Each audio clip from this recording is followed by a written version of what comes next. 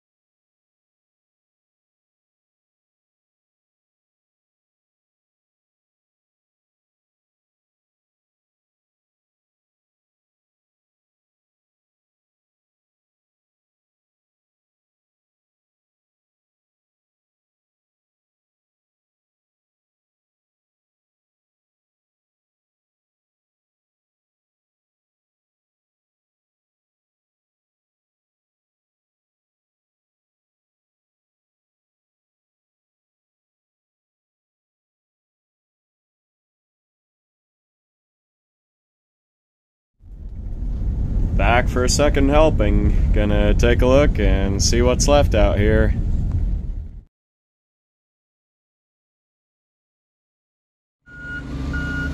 Goodbye 63 LeSabre, rust in pieces.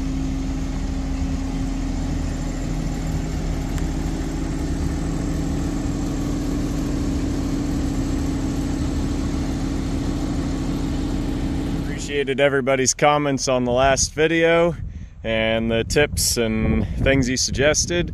So whoever said save the GMC emblem, lucky for me, the semi hasn't been here to load these vehicles out. So I'm gonna grab the Sawzall and get a hold of this thing. And there it is.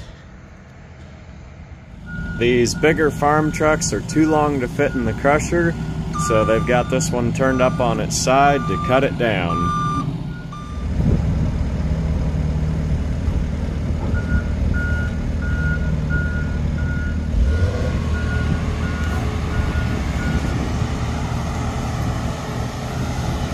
'62 Beetle is getting squashed like a bug. I got a lot of good parts off of it. That thing was rolled over. Just too far gone.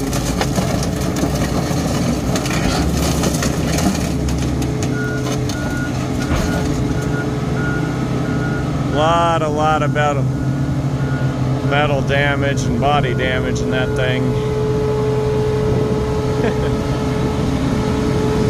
Goodbye, bug.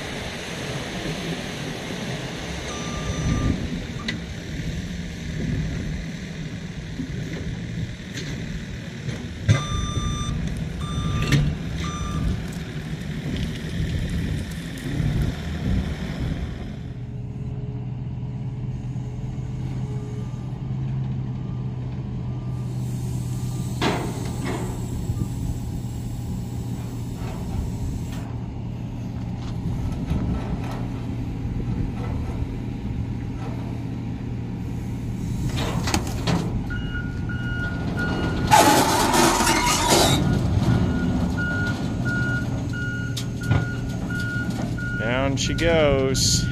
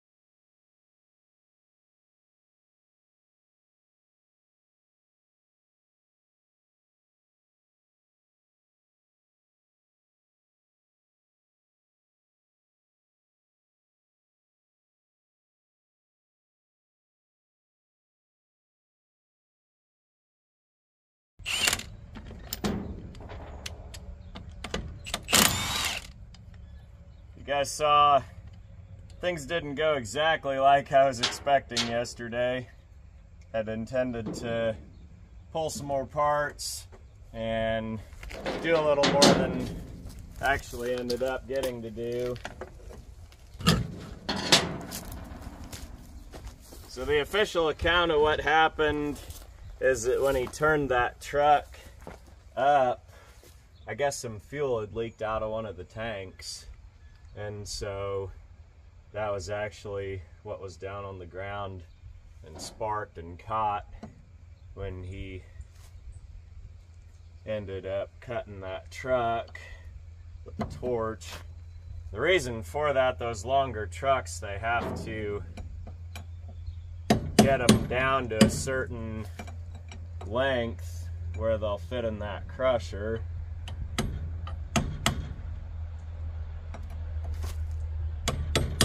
And that could have been way worse than it was.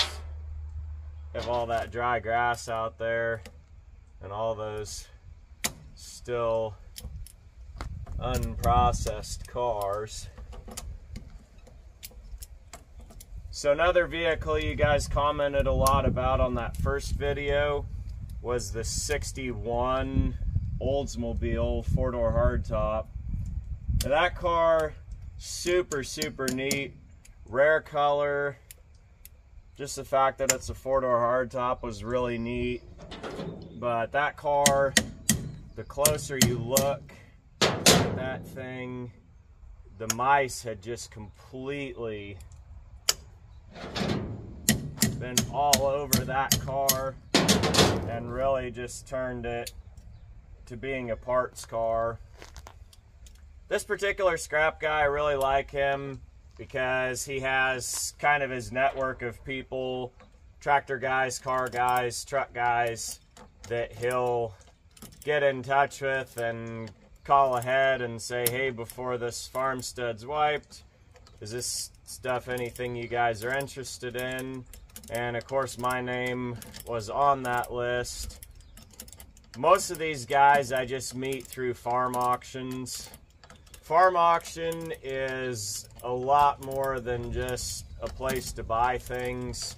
It really is part of the social fabric out here, and for whatever reason we have tons of them out in this area. And you guys ask me how to find these. Every one that I find is either on Facebook or just on the internet.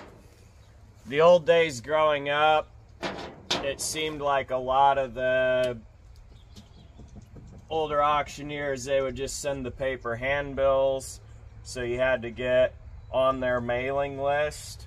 And I think they've pretty much all either died out or moved online.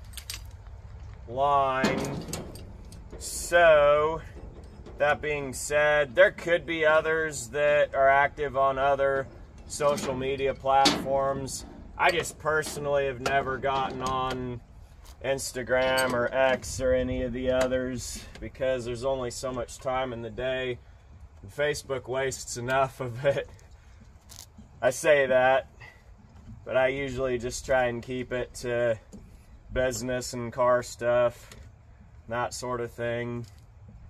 But here in the last, I would say, year or more, I've actually really quit even hardly looking for auctions, just because people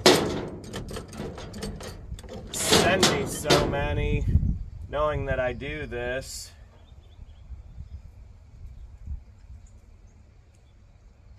Bit of a rabbit trail there to say that's how I meet the car guys and the scrap guys. And I like to make friends with the scrap guys. They're kind of an odd bunch, so it's not an exact science, and some of them get a little weird on you at times. I really like this guy. He was very good to work with, and anything I wanted, he was very polite and cordial to work with me. So I did get a hold of just a few things. You saw the GMC grill piece. I got the emblems off the 63 LeSabre, and I also got all of the cowl tags off the 60s GM cars. That 60s Olds was tempting, but it takes a whole work day to go out that far and then to come back and have to unload and put stuff away the second day. And the way to really make that come out is with the parts. And so after the second day, that was about all I was going to end up pulling for parts. And he had kind of some ideas in mind for that. I think he was going to take the rear of the car for wall art and the front of the car for wall art, which not really a noble end for that old thing, but some of it's being saved and it'll live on.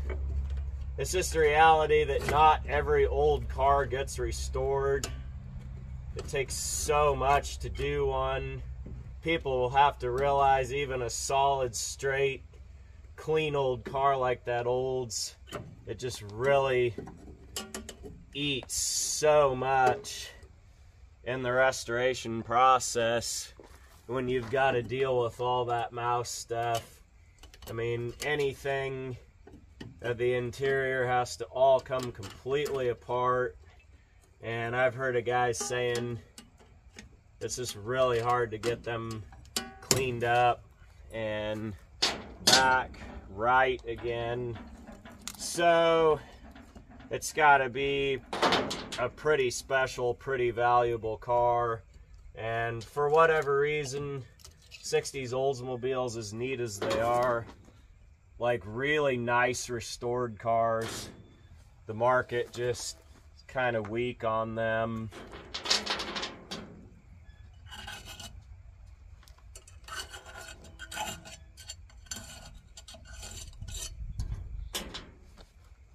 The 64 Valiant is a 3-speed manual car, so the transmission that's on it, it's got that old, like kind of rubber boot style universal joint.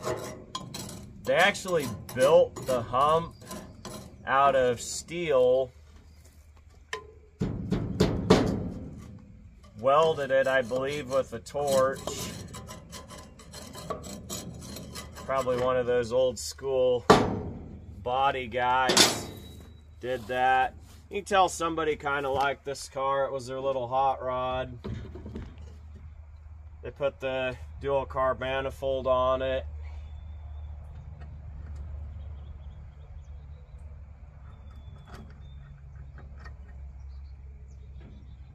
It's got the bucket seats. Somebody was commenting on that first video that they knew somebody who had taken one in way worse shape than this and cared enough about it to bring it back. So with that said, I don't think the Signet 2-door hardtop is a real common car, probably especially coming on 60 years later. So I'm going to give this car a chance, and it's really solid underneath. If somebody likes this thing and has any dreams and ambitions to bring it back, it is definitely available.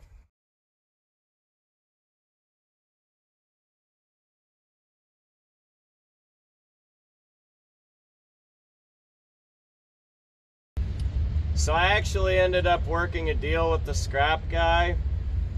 He wasn't wanting to sell this car originally, and when I kind of pressed him for why, when he bought that farmstead full of junk, he was banking on putting all of the loose scrap into the vehicles to be able to crush it together in the loads.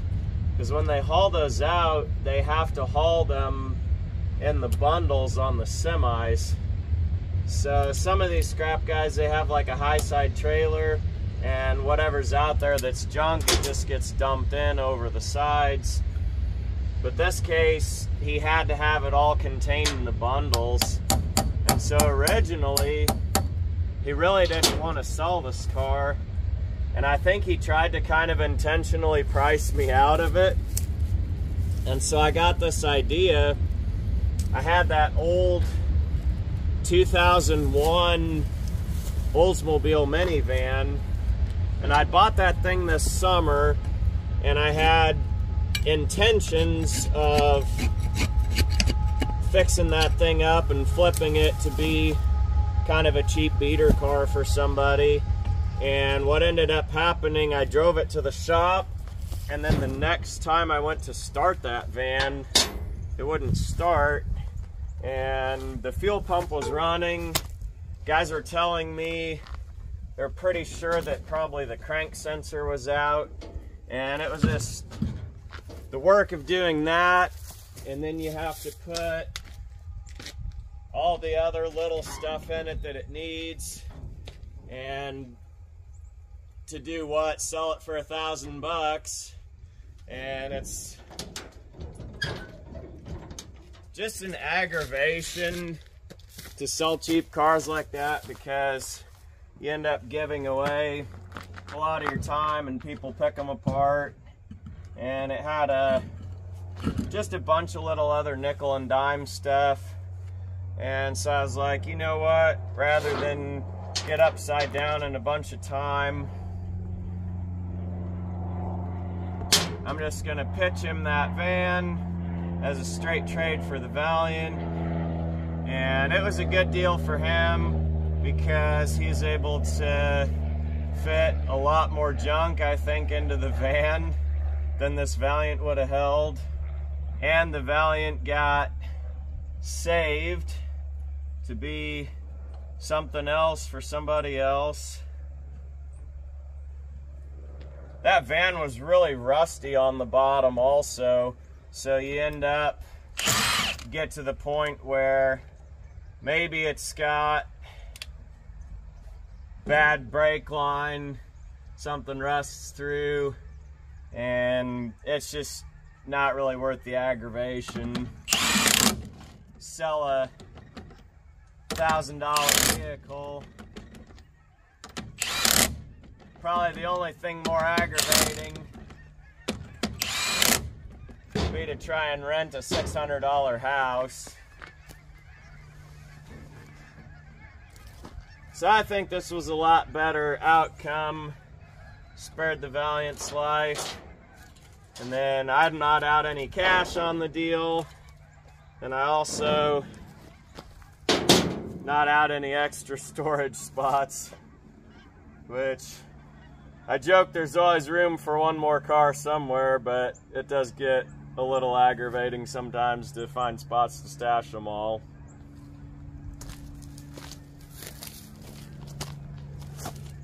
So it was a bit of a long trip out there to western Kansas, but you guys had commented.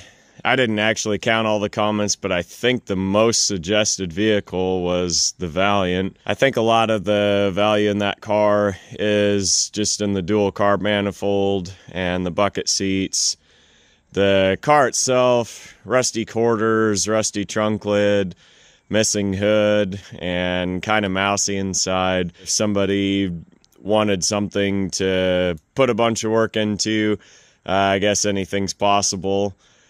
In that first video, I called it a 63, and I knew that was wrong when I said it, because I've got 63 and 64 Valiants, and so the difference in those is pretty obvious. The 64 Valiant that I have is the Signet convertible. This car I've owned probably 10 years. I got it down in southeast Kansas, and it had come out of a barn. Really solid car. Just needs some patches in the lower quarter panels, and I did pick up a whole replacement quarter off of eBay. number of years back to have to go with this car. I've made it a point to keep it stored inside just so it doesn't get weathered down and rust the floors and wreck the interior in it. I did title this car. It's a Signet convertible V8. I believe it was originally a bench seat car because the buckets that are in here are blue. It's just pretty straight, original, good car. It was one that I just bought kind of speculating. I'm not really a convertible guy, not really an A-body guy or a B-body guy. That just happened to be what was out at the place there. My favorite Mopars are C-bodies. Growing up, we had Valiants, and in the 90s, driving an old 60s car, 70s car that was ratty like that, like it was just a sign of a poverty car. It was not something that people considered collectible at the time. I think they'd be kind of shocked to see where the market is now and that people are actually building and restoring these cars. And so to me, I just don't really get excited about Valiants because we grew up with them and it was kind of like driving around in the penalty box. I remember the 70 that we had.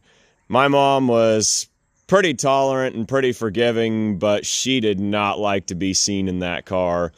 The quarter panels were so rusty on it, and we drove on the dirt roads because that's where we lived out in the country.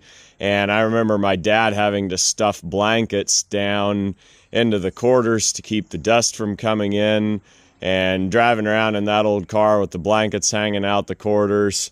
Yeah, it wasn't really the picture of affluence. And I do remember as a kid thinking it was just so fascinating to ride around in that car and be able to look through the floor pan and watch the highway go by. And not every other kid that I grew up with had that experience. So here you can see inside. It's a gold car with a gold interior. This one, I believe, has the original V8 block, and push-button automatic is sitting there in the seat. The engine, I think, could be rebuilt, but I don't know a whole lot about it. It's just kind of scattered in pieces. So if a guy was going to redo it, I think you would probably need a parts engine to get bolts and bits and pieces that probably have been scattered across the four winds over the decades that it's sat apart. It's kind of a cute little car. I think it wouldn't be too bad of a project to fix up and make somebody kind of a neat little cruiser. It does have the accessory bumper guards on the back. Just really straight, solid, honest original car, titled, and ready for somebody to take it on as a project.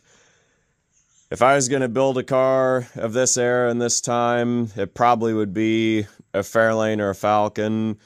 That's kind of what we grew up getting into as collector cars. My first car was that 63 Fairlane, and my dad's old 62 Falcon is one that I've kind of got on the list. And I'm not going to live to be 231 years old and have time for all these projects.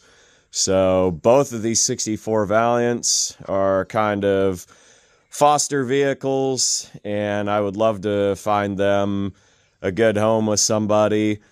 I'll put details on prices and that sort of thing down in the description box.